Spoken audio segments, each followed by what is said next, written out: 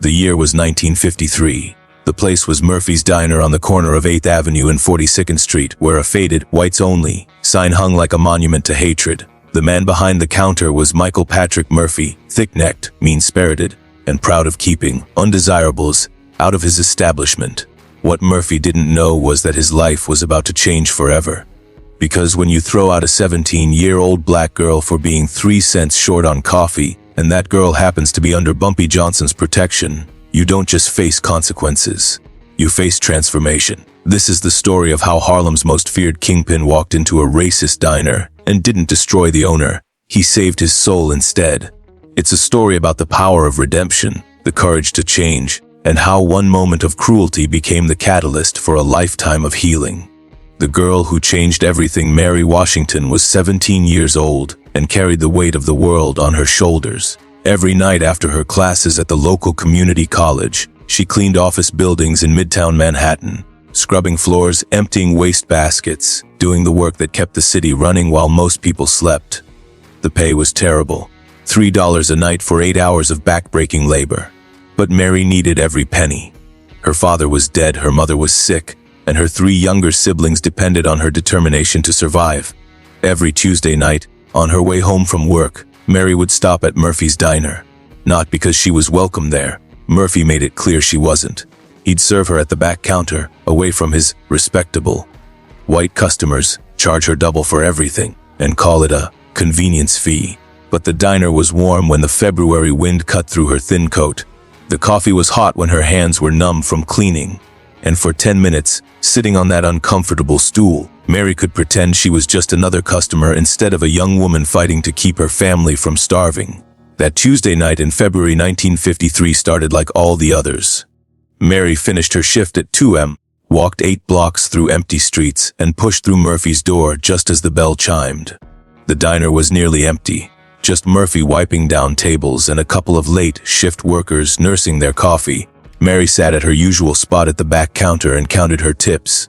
Nickels and dimes scattered across the formica like scattered dreams. She counted once, twice, 3 times. Each time she came up short. "Mr. Murphy," she whispered, her voice barely audible above the hum of the coffee machine. "Could I please have a cup of coffee? I'm 3 cents short, but I promise I'll bring it tomorrow." Murphy's laugh was cold as winter in the Bronx.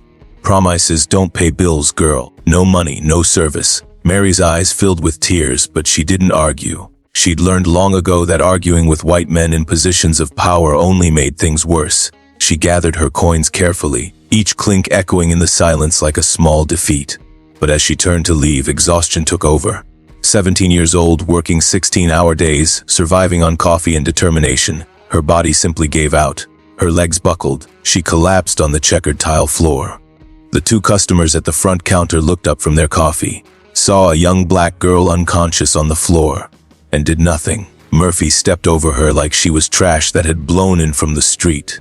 "Somebody get this thing out of my establishment," he said, turning back to his cleaning. What Murphy didn't know, what he couldn't have known, was that Mary Washington wasn't just any girl from Harlem. Her father, Samuel Washington, had saved Bumpy Johnson's life during a prison riot in Alcatraz.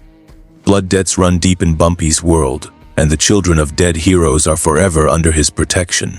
When word reached Bumpy about what had happened, his reaction wasn't rage. It was something colder, something infinitely more dangerous. Because Bumpy Johnson didn't just settle scores, he taught lessons that lasted lifetimes. The king studies his target for 3 weeks. Bumpy Johnson studied Michael Patrick Murphy with the patience of a chess master planning checkmate. Every detail mattered. Every weakness was cataloged, every pressure point was identified. Murphy thought he was untouchable, a white man in 1953 America, protected by the color of his skin and the "Whites Only" sign that hung on his door like a shield. He'd built his little empire on hatred and fear, charging black customers double when he bothered to serve them at all, running numbers out of his back room, and loaning money at rates that would make a mobster blush. But Bumpy discovered something interesting about Michael Patrick Murphy. The man was living a lie. His real name was Michael Padraig Murcha, and he'd fled Chicago 15 years earlier after a warehouse fire that killed 6 families. He'd stolen their emergency fund, money meant to help them escape the burning building, and disappeared into the night. For 15 years, Murphy had lived with that secret, convinced his new identity would protect him. He was wrong. Bumpy also learned about Murphy's operation. The illegal gambling, the loan sharking, the protection racket he ran on immigrant families too scared to go to the police. Most importantly, Bumpy learned about Tommy the Fish, Murphy's most trusted employee, a man whose daughter had recently been saved from a predator by some mysterious intervention. That mysterious intervention had been Bumpy Johnson, and Tommy's loyalty, once given to Murphy, now belonged to the man who'd protected his child. The confrontation, the bell above Murphy's diner chimed at exactly 11:47 p.m. on a cold March night. Conversation stopped. Forks froze halfway to mouths, because standing in the doorway, wearing a perfectly tailored suit and an expression of controlled danger, was Bumpy Johnson. He wasn't supposed to be there. Not in that part of town. Not in a whites-only establishment where his presence alone could spark violence. But there he stood, 6 feet of quiet authority, scanning the room like a predator sizing up prey. Murphy emerged from behind the counter, his face flushed with rage and disbelief. "You lost, boy." The words carried across the diner like a challenge. Bumpy smiled. Not the kind of smile that puts people at ease, but the kind that makes smart men reach for their weapons. "I'm exactly where I need to be," he replied, his voice calm as still water before a storm. The tension in the room was suffocating. Customers shifted nervously, some reaching for their wallets, ready to flee. Others leaned forward, sensing blood in the water. Murphy's hand moved toward the baseball bat he kept behind the counter. "You got 10 seconds to walk out that door," Murphy snarled, "before this gets ugly." Bumpy checked his gold pocket watch with deliberate calm. 10 seconds, he said, looking up with those predator eyes. "That's generous. Most men don't get a countdown before they meet their maker." Murphy called to his regulars, 3 dock workers who'd been ready to fight for their tough guy hero. They stood up, forming a semicircle around Bumpy, 4 against 1, the odds Murphy liked. That's when Bumpy did something nobody expected. He laughed. Rich, deep laughter that filled every corner of that hate-filled diner. The sound was more terrifying than any threat could have been. "Murphy," Bumpy said, shaking his head like a disappointed father, "you really don't know who you're dealing with, do you?" The lesson begins. What happened next wasn't what anyone expected. Instead of violence, instead of the brutal confrontation everyone anticipated, Bumpy Johnson did something far more devastating. He reached into his jacket and pulled out a manila envelope. "See, Murphy, I spent 3 weeks learning everything about you. Everything." Murphy's confidence faltered as Bumpy opened the envelope and pulled out a single photograph. He held it up so only Murphy could see, and the effect was immediate. Murphy's legs gave out. He grabbed the counter for support, his face going white with terror. "That's right," Bumpy nodded. "I know about Chicago. I know about the fire. I know about the families you left to die." The customers couldn't hear the conversation, but they could see their tough guy owner crumbling like wet paper. This wasn't how the story was supposed to go. "You can't," Murphy whispered. "Nobody knows about that. I know about the money you stole," Bumpy continued conversationally. "I know about the people who died. And I know about the men who've been looking for you for 15 years. Bumpy put the photograph back in the envelope. The gesture was casual, devastating. "Those men in Chicago, they're still angry, Murphy, still looking for justice. Imagine how grateful they'd be if someone gave them your address." Murphy was shaking now, all his arrogance evaporating like smoke. "What do you want?" Bumpy's answer was simple, profound.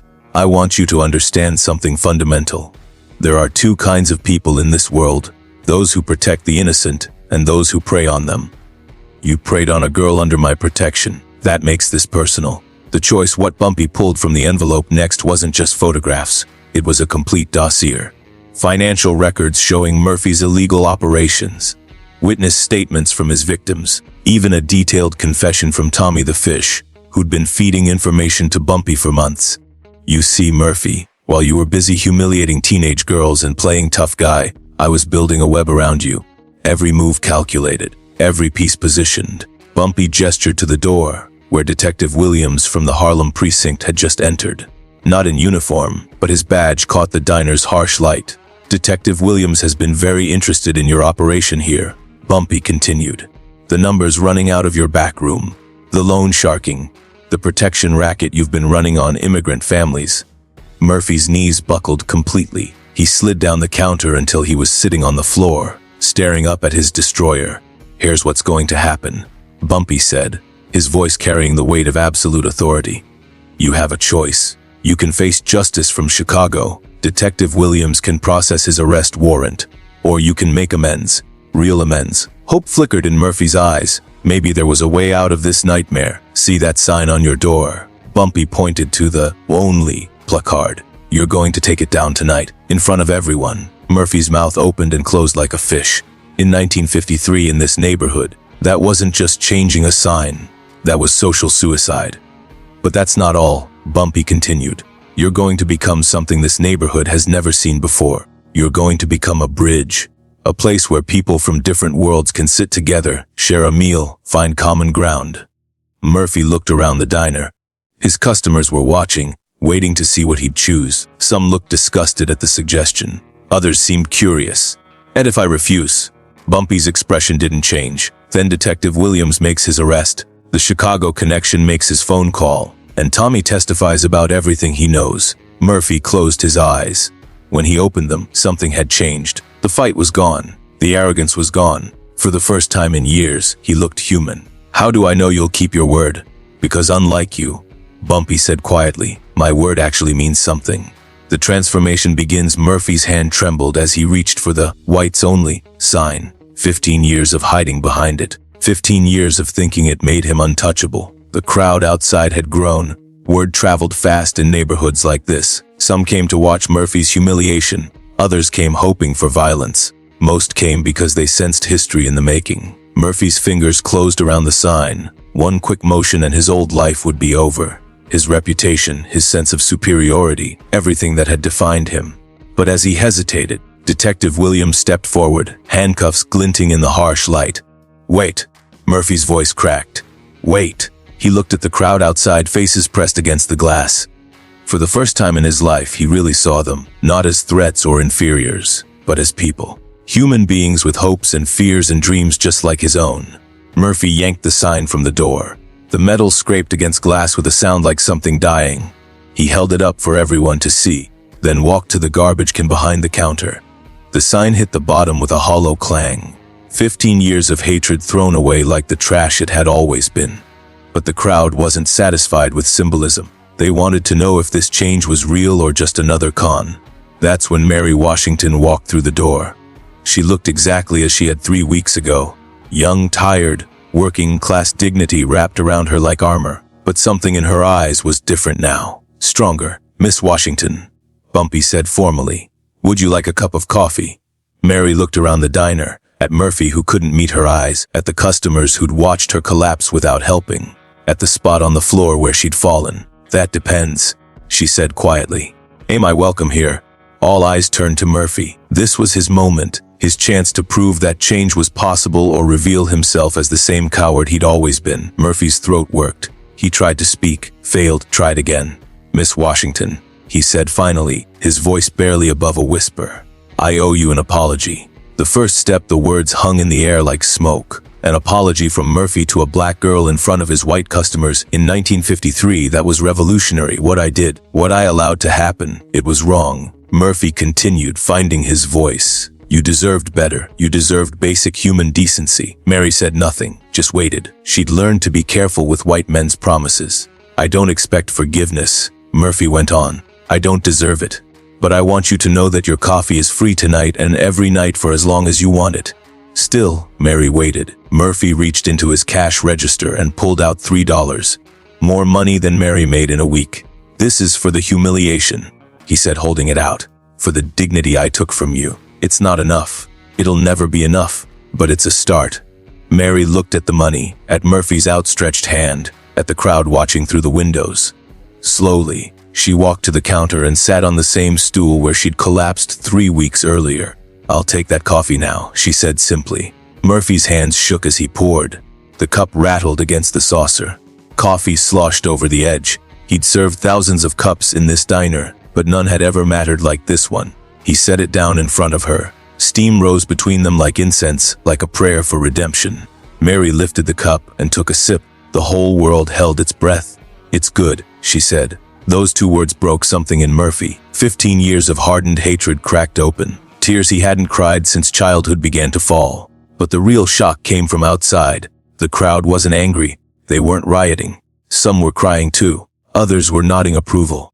A few even started to clap.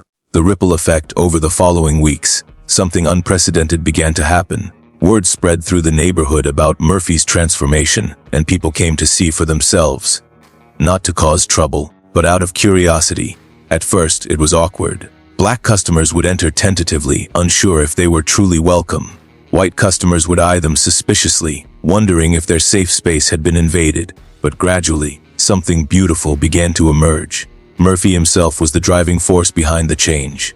Every morning at 6 a.m. sharp, he would unlock the doors personally. Not because he had to, he could afford help, but because he wanted to greet each customer like they were family. He'd learned something profound from that night with Bumpy Johnson. Dignity wasn't something you rationed based on skin color. The breakfast rush became different.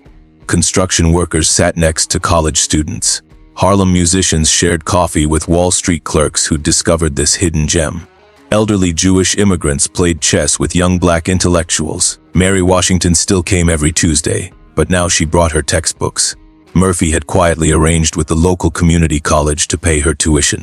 Not as charity, but as investment. Smart girls like you, he told her, you're going to change this world.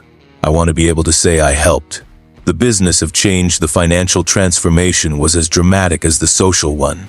Murphy's revenue had tripled within 6 months. It turned out that when you serve everyone with respect, word spreads quickly. The diner that had once survived on the loyalty of bigots now thrived on something more powerful: genuine community. People brought their friends, their families, their colleagues. Business lunches happened alongside first dates. Study groups formed in corner booths. Murphy hired more staff and made a point of hiring based on ability, not appearance. His first new employee was Jerome Washington, Mary's younger brother, who'd been looking for work since dropping out of high school. Give me a chance to prove myself, Jerome had asked. Son, Murphy replied, in here everyone gets that chance.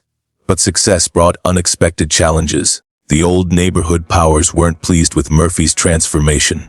Store owners who'd profited from segregation found their own businesses suffering as customers flocked to Murphy's inclusive model. The local political machine, built on division and fear, saw Murphy's diner as a threat to their control. Anonymous threats appeared under his door. Bricks shattered his windows. Someone spray-painted "Race Traitor" across his storefront. Murphy cleaned it off himself, with help from customers who'd come to love what the diner represented. Each attack only strengthened the community that had formed around the simple idea that everyone deserved respect. The real test came on a Tuesday evening in November, 6 months after that first night with Bumpy Johnson. The dinner rush was in full swing, laughter mixing with conversation in 3 different languages, the cash register singing its profitable song. Murphy was wiping down tables, genuinely smiling as he worked when the door chimed. 4 men walked in, not customers, enforcers. Sent by the neighborhood's shadow rulers who decided Murphy's experiment had gone too far. The lead enforcer was Frank, the Hammer, Kowalski, 300 pounds of muscle and malice. He'd built his reputation on breaking bones and spirits. His message was simple: conform or suffer. Murphy. Frank's voice boomed across the diner. Conversation stopped. The peaceful atmosphere shattered like glass. Murphy looked up from his cleaning.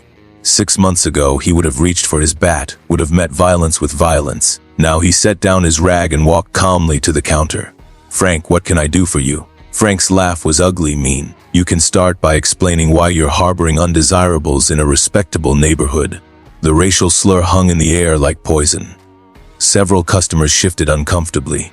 A few reached for their wallets, ready to leave. Others, the regulars who'd come to love this place, stayed put. They'd seen Murphy change. They believed in what he'd become. Everyone's welcome here, Murphy said quietly. That's how it works now. Frank stepped closer, his 3 companions spreading out to block the exits. This was intimidation 101. Control the space, control the fear. See, that's where you're wrong, Murphy. That's not how it works. That's not how it's ever worked in this neighborhood. Murphy's hand trembled slightly. Old habits, old fears. For a moment, he was the same coward who'd hidden behind hatred for 15 years. But then he saw Mary Washington in her corner booth, studying for her midterm exams, representing everything good that had come from his choice to change. Times change, Frank, Murphy said, his voice steadier now.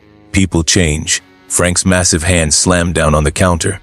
The register jumped. Coffee cups rattled. Not in my neighborhood, they don't. The stand. That's when Murphy surprised everyone, including himself. He laughed. Not the bitter, cruel laugh of his past, but something warm, genuine. The laugh of a man who'd found peace with his choices. Your neighborhood. Murphy shook his head. Frank, you don't own anything. You're just another bully who thinks fear equals power. Frank's face went red. Nobody talked to him like that, ever. His reputation was built on absolute respect through absolute terror. You got 10 seconds to throw out the trash, Frank growled, gesturing at the black customers, or I'll do it for you. Murphy looked around his diner at the faces watching him, waiting to see what he'd do. Would he revert to his old ways when tested? Would fear win over growth? No, Murphy said simply. Frank blinked. What? I said no. These people aren't trash. They're my customers, my friends, and you're not welcome here if you can't respect that. The silence was deafening. Frank Kowalski had never been refused. Not once in 20 years of neighborhood enforcement. His reputation was cracking in real time. You sure you want to do this, Murphy? You sure you want to make this choice? Murphy nodded. I've never been more sure of anything in my life. Frank reached inside his jacket for brass knuckles. He was going to beat Murphy unconscious in front of everyone. Make an example. Show the whole neighborhood what happened to those who defied the old order. But as Frank's hand closed around the weapon, the diner door chimed again. Bumpy Johnson walked in like he owned the place, which in every way that mattered, he did. The protector returns. Frank froze. Every enforcer in the city knew Bumpy's reputation, knew his reach, knew that crossing him was career suicide. Gentlemen, Bumpy said pleasantly, adjusting his cufflinks. I heard there was some kind of misunderstanding here. Frank's confidence evaporated instantly. This wasn't part of the plan. Bumpy Johnson wasn't supposed to be involved. Miss Johnson, Frank stammered. This don't concern you, just cleaning up some local issues. Bumpy smiled, that cold predatory smile that made smart men nervous. Frank, when you threaten my friends, it becomes my concern. When you disrespect a place I frequent, it becomes my business. Frank looked around desperately. His backup was useless against Bumpy Johnson. The customers were watching with fascination. Murphy stood behind the counter, no longer afraid. See, Frank, you made the same mistake a lot of men make, Bumpy said, walking slowly around the diner. You confused reputation with respect. You thought fear was the same as power. But real power comes from building something instead of tearing it down, from creating value instead of destroying it. Frank's hand released the brass knuckles. Sweat beaded on his forehead despite the November chill. Murphy here learned that lesson, Bumpy continued. 6 months ago, he was just another small man hiding behind big hatred. Now he's built something beautiful. Something that brings people together instead of driving them apart. Bumpy stopped in front of Frank. The contrast was dramatic. Bumpy elegant where Frank was brutish, controlled where Frank was crude. So here's what's going to happen. You and your boys are going to walk out that door. You're going to tell whoever sent you that Murphy's under my protection. And you're never going to darken this doorway again. Frank nodded frantically. Yes, sir. Absolutely. No problem at all. But as Frank turned to leave, Bumpy called out one more time, "Oh, and Frank, next time someone sends you to intimidate a man for choosing love over hate, you might want to ask yourself what that says about the people giving the orders." Frank practically ran for the door, his men close behind. The community, the diner erupted in applause, not just for Bumpy, but for Murphy, for the choice he'd made, for the courage he'd shown, for the stand he'd taken. As the applause died down, Bumpy approached the counter. Murphy met his eyes with something he'd never had before, genuine gratitude mixed with hard, earned self-respect. Thank you, Murphy said simply. Bumpy nodded. Thank yourself. I just happened to be in the neighborhood. You're the one who chose to stand up. Mary Washington approached from her corner booth, textbooks in hand. Mr. Murphy, she said formally, would you mind if I brought my study group here Thursday nights? We could use a quiet place to work. Murphy's eyes filled with tears, happy tears. Miss Washington, you bring whoever you want, whenever you want. This place belongs to all of us now. As Mary walked out into the November night, Murphy turned to Bumpy. How did you know? How did you know I wouldn't run? Wouldn't go back to the way I was? Bumpy's answer was simple, profound, because real change isn't about one dramatic moment. It's about choosing to be better every single day. And Murphy, every day for 6 months, you made that choice. The legacy 5 years later. Murphy's Diner was featured in national magazines as a model of community integration. Murphy himself had become a speaker at civic organizations, telling his story of transformation and redemption. But he never forgot the lesson Bumpy Johnson had taught him that first night, that real power wasn't about who you could hurt, but about who you could help. Not about what you could destroy, but about what you could build. The diner became more than just a restaurant. It became a symbol. Other businesses in the neighborhood followed Murphy's lead. The barbershop down the street quietly took down its discriminatory policies. The local grocery store started hiring workers based on skill instead of skin color. Change spread like ripples in a pond. Mary Washington graduated from community college with honors and went on to medical school, the first black female physician in the neighborhood's history.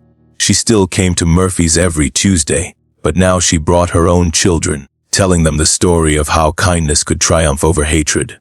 Every Tuesday when Juter Mary Washington came in for coffee, Murphy would remember the night he chose to become human. The night he learned that respect isn't something you demand, it's something you earn. That redemption isn't a destination, it's a daily choice. And every time he looked at the spot where that "whites only" sign used to hang, Murphy would smile and remember Bumpy Johnson's words. There are two kinds of people in this world: those who protect the innocent and those who prey on them. Murphy had spent 15 years preying, but for the rest of his life he would protect. And in that choice, that daily conscious choice to be better, he found something more valuable than all the hatred he'd ever harbored. He found his humanity. The lesson was simple, powerful, and eternal. Sometimes the greatest victory isn't defeating your enemies, it's transforming them into allies. Sometimes the most courageous thing you can do isn't to fight, it's to change. And sometimes, when someone throws out a 17-year-old girl for being 3 cents short, what happens next can change hearts, minds, and communities forever. That's the power of redemption. That's the strength of the human spirit. And that's how one racist diner owner learned that love is always stronger than hate. Even when it takes a king from Harlem to teach the lesson, the ripple effect continues. The transformation of Murphy's Diner didn't end with one man's change of heart. It became a catalyst for something much larger, a movement that proved integration wasn't just possible, it was profitable. Within a year, the model Murphy had created attracted attention from civil rights organizations, business leaders, and even politicians looking for solutions to the growing tensions of the 1950s. They came to study how a simple diner had managed to break down barriers that seemed insurmountable elsewhere. But Murphy always gave credit where it was due. When reporters asked about his secret, he would point to a small framed photograph behind the counter, a picture of Mary Washington on her graduation day from medical school. "She taught me that courage isn't about being fearless," Murphy would say. "It's about doing the right thing even when you are afraid. And Mr. Johnson taught me that real power comes from lifting people up, not tearing them down." The neighborhood itself began to change. Property values rose as the area became known for its progressive businesses and diverse community. Young families moved in, drawn by the promise of a place where their children could grow up seeing diversity as normal rather than threatening. Murphy never married. He said his diner and his community were his family. But he became a father figure to countless young people who found jobs, mentorship, and hope within those walls that had once displayed hatred. When Murphy died in 1978 at the age of 73, his funeral filled 3 city blocks. The mourners included congressmen and construction workers, doctors and dishwashers, people whose only connection was the lesson Murphy had taught that it's never too late to choose love over hate. Dr. Mary Washington, by then a prominent physician and civil rights advocate, delivered the eulogy. She spoke of the night a broken 17-year-old girl had collapsed on a diner floor and how that moment of cruelty had become the seed of transformation. "Michael Murphy threw me out of his diner because I was 3 cents short and black," she said. But Bumpy Johnson didn't just change Murphy's heart. He showed all of us that redemption is possible for anyone willing to do the hard work of becoming better. The diner still stands today, now called Murphy's Place, where everyone belongs. A plaque by the door tells the story of that February night in 1953 when hatred met its match and lost to something stronger. Visitors often ask longtime employees about Bumpy Johnson's role in the transformation. The answer is always the same: Mr. Johnson didn't just save Murphy from his worst impulses, he showed him his best possibilities. And that's the most powerful thing you can do for another human being. The lesson echoes through generations. Sometimes the greatest act of strength isn't destroying your enemy, it's helping them become your ally. Sometimes justice isn't about punishment, it's about transformation. And sometimes, when a racist throws out a black girl for being 3 cents short, what happens next can change not just one heart, but an entire community forever. That's the true power of redemption. That's the real strength of the human spirit. And that's how Bumpy Johnson proved that the mightiest weapon against hatred isn't violence. It's the unwavering belief that people can change, if you give them the chance and the courage to try. In the end, Murphy's story became proof that no one is beyond salvation, no heart too hardened for love, and no community too divided for healing. All it takes is someone willing to plant the seeds of change and tend them with patience, wisdom, and faith in the better angels of human nature. The transformation of Michael Patrick Murphy from racist diner owner to civil rights pioneer remains one of the most powerful examples of personal redemption in American history. It proves that sometimes the most unlikely people can become heroes, not through grand gestures, but through the daily choice to be better than they were yesterday. And it all started with a 17-year-old girl who was 3 cents short, a man who learned to see her humanity, and a king from Harlem who understood that the greatest victories are won not through force, but through the patient, persistent power of love.